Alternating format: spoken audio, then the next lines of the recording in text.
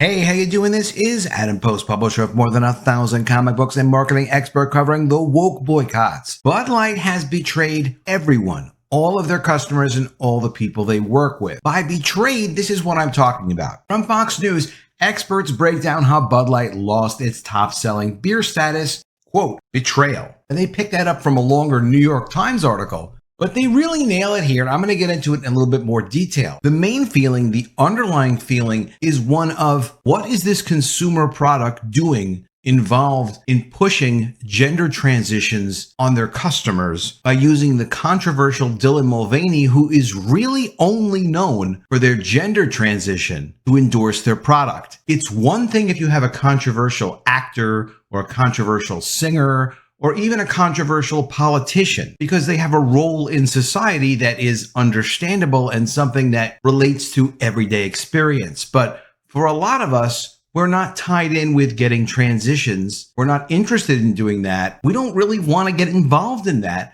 But now it's all of a sudden kind of forced on people to think about it and interact with it, because not only is it forced into TV, forced into movies, forced into schools on children's, but now it's forced into consumer products. You can't buy toothpaste, beer, or make a sandwich without some brand saying, hey, you need to think about gender transitions while you're drinking this beer. Well, some of us don't want to. And that really is the betrayal. That is the violation of trust that comes from why you choose an existing brand that you know is basically a good brand in the first place. Let's get into the story. Before we do, please be sure you are subscribed to the channel. Click the bell for notifications. Give me a thumbs up. I really appreciate you guys. I'm trying to get to 25,000 subscribers, so if you can subscribe, please do subscribe. Thank you for that. Okay, coming from Fox News, experts break down how Bud Light lost its top-selling beer status, quote, betrayal. One expert said that at its core,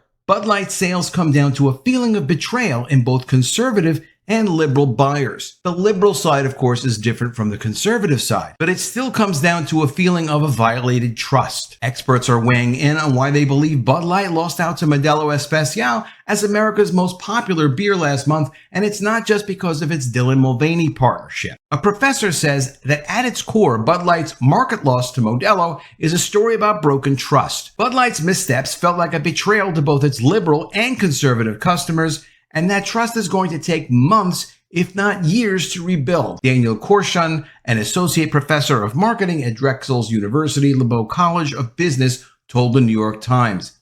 Now, he's absolutely right. On the conservative side, we know it feels like a violation of trust because we feel safe and comfortable consuming our regular branded products. We're not going to be inundated with more and more and more propaganda, which we try to ignore, but it is everywhere, and it is, frankly, really annoying. We don't need another avenue to get progressive ideas pushed at us, and we certainly don't expect it with consumer products. On the liberal side, they're upset because when Bud Light started to see, people are really unhappy with this Dylan Mulvaney promotion, Kid Rock probably had a good part to do with that when he was shooting up Bud Light and put out a video saying F Bud Light, but social media really took off strongly, and of course, Bud Light started to backtrack as quickly as they could on the Dylan Mulvaney promotion so as not to upset as many real customers as they possibly had. Of course, we all know the results of the Bud Light promotion, similar to the Target disaster,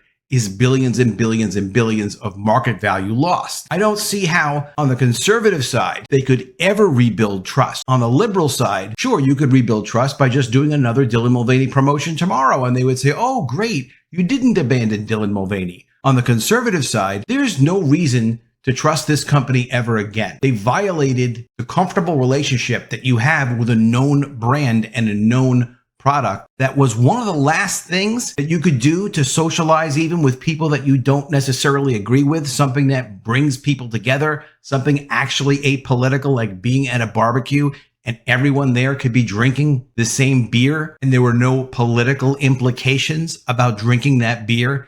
That's one of the things they destroyed. And it's hard to really say if that was deliberate or not, because people have been trying to divide the public for more than the last 10 years, and it seems like it just keeps getting worse and worse. That's another personal violation is to create situations where we know there's going to be conflict with people for no reason. You have conflict if you need to have conflict, but otherwise you don't go looking for conflict. It's work, it's energy, and it's exhausting. Some consumer experts are arguing that Bud Light's popularity has been falling for years. And that's true. Others are pointing out to changing tastes as younger generations, quote, are now more inclined to seek out imports even if the price point is higher, according to Beer Business Daily editor Harry Schumacher. Even if general interest in Bud Light has fallen over the past decade, the months since the beer giant partnered with transgender influencer Dylan Mulvaney in an online influencer campaign have been an especially difficult period for Bud Light, which is, of course, an incredible understatement. It's one thing to say that, yeah, the beer was sliding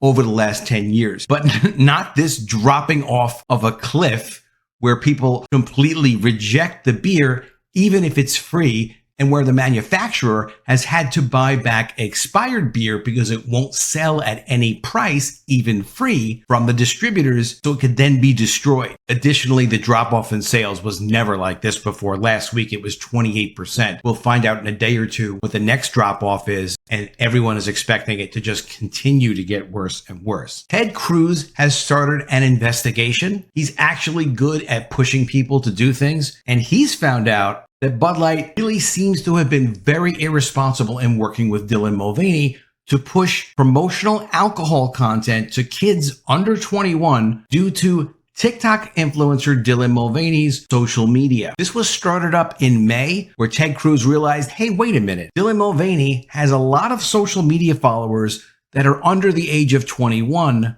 Why is Dylan Mulvaney promoting alcoholic beverages? Alyssa Heinerschied, former vice president of Bud Light in charge of all their marketing, said in an interview that Bud Light needed to start promoting to young customers. Otherwise, they wouldn't have a future for their beer. No one would be drinking it. So Ted Cruz decided to push an investigation into it with the Beer Institute's Code Compliance Review Board, which is an industry group. A lot of industries kind of self-manage the manufacturers involved in that industry. It keeps regulation off their back a little bit because they will go and investigate and kind of create standards so that the government doesn't wind up creating really difficult standards for them. Cruz contacted them and asked them to investigate, and it looks like what they found is not so good for Bud Light. Ted Cruz says that Anheuser-Busch, Bud Light's parent company, stonewalled him on providing him with requested documents and kept hidden the true start and nature of their partnership with Dylan Mulvaney. So it didn't actually start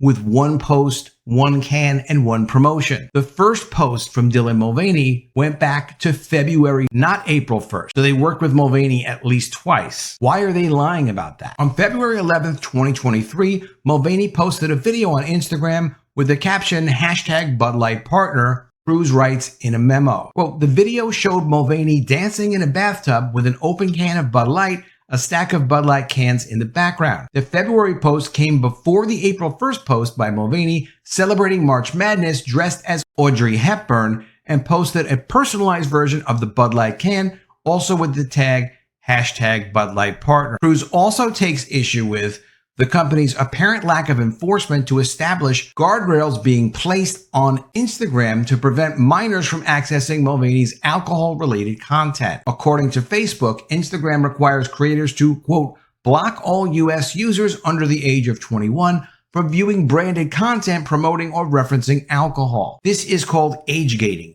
and you can do that on Instagram. You can control who sees the promotional posts that you do. If you have a more mature post, you're supposed to age gate it as a content creator so it doesn't go to an inappropriate number of underage followers. Ted Cruz says that because Mulvaney has a special attractiveness to younger kids under the drinking age, the lack of strict age gating is especially concerning. Mulvaney's social media is covered in posts related to children's characters and themes including Eloise, Barbie, and others. Content is often focused on promoting childhood dreams and other juvenile themes through a Days of Girlhood video series. Mulvaney also admitted that, quote, so much of my audience is a younger demographic in a March 13th appearance on the Drew Barrymore show. The Beer Institute has established guidelines that ensures adults over 21 must comprise of at least 73.6% of an ad's target audience. This post by Mulvaney, at least one of them, if not both of them,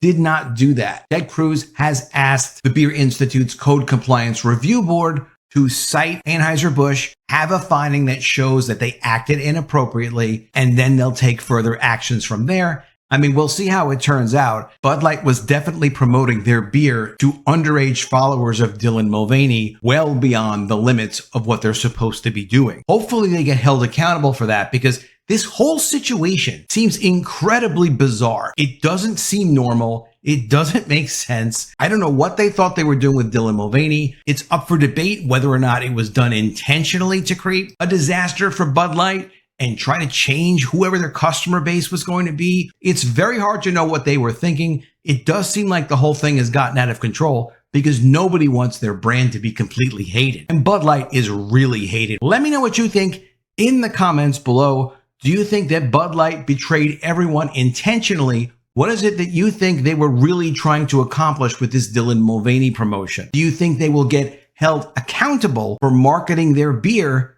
to people underage who should not be getting alcohol promotions through Dylan Mulvaney's social media? Definitely let me know what you think. Always love to see your ideas. Please be sure you are subscribed to the channel. Click the bell for notifications. Give me a thumbs up, and I'll see you again soon with another video. And if I don't see you, I will miss you.